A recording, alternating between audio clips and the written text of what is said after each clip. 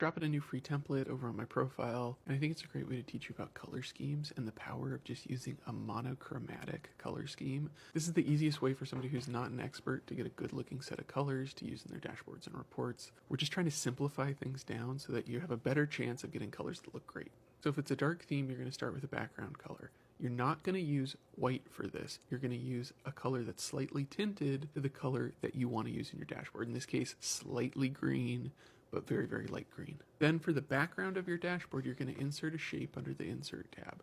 And you're not going to make it black, you're going to make it a dark, dark green.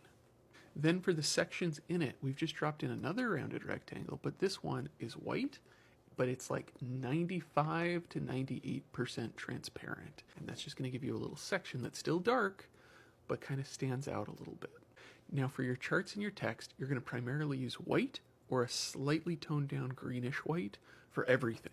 Don't try to mix it up with a bunch of different colors, just stick with one. Or actually two, I guess. White and then the same consistent green across the board. Just a little PSA here, you want to be a little careful using green. People sometimes interpret it as being positive or good, so like green might not be the best color to use for your particular dashboard. You might want to use blue or whatever your brand color is. If you're going to insert images, that sort of thing, there actually are picture effects. It's under the picture format tab up here that let you change the color.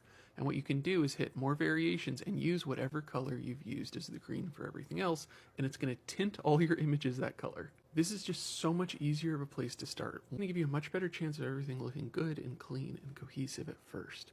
Once you get good at this, it's also going to make it a lot easier as you add in more colors to kind of understand the core principles of doing that well. Always, I'm going to be sending this out on the newsletter. We also have a freebie over on the profile right now that looks quite a bit like this that you can go grab. That helps folks. Have a good one. Bye for now.